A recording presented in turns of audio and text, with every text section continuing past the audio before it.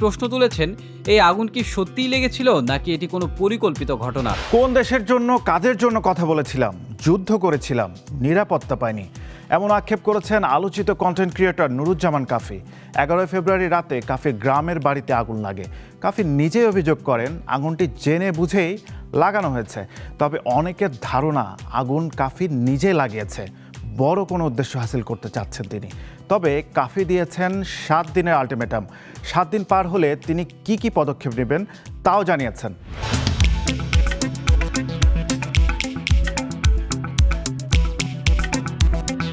দেশের আলোচিত content creator Nuruzzaman কাফি তার বাড়িতে আগুন দেওয়ার অভিযোগ করেছেন।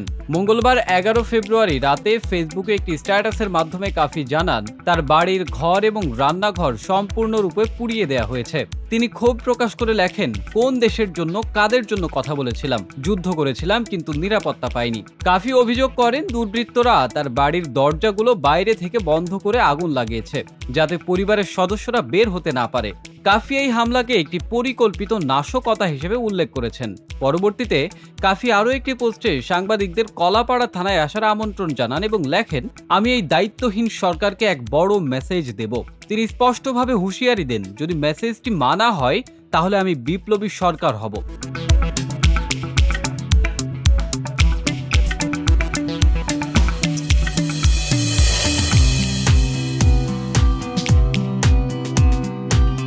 কাফির প্রতিবেশী ও স্থানীয়রা জানিয়েছেন, বাড়ির পেছনের ও সামনের দরজা বন্ধ করে দেয়া হয়েছিল এবং জানালায় ছিটকিনি লাগানো ছিল, যা থেকে ধারণা করা যায় যে এটি ছিল একটি পরিকল্পিত হামলা।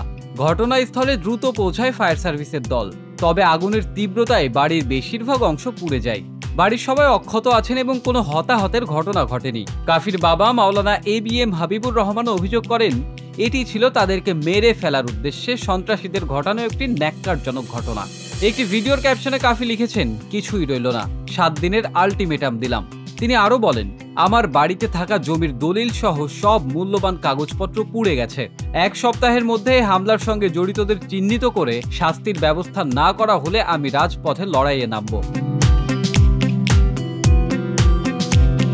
কাফির এমন দুর্বিষহ দিনেও তাকে শুনতে হয়েছে অনেক তিক্ত মন্তব্য। তার ফেসবুক পোস্টে অনেকেই তার বাড়িতে আগুন লাগানোর ঘটনাকে সন্দেহের চোখে দেখেছেন।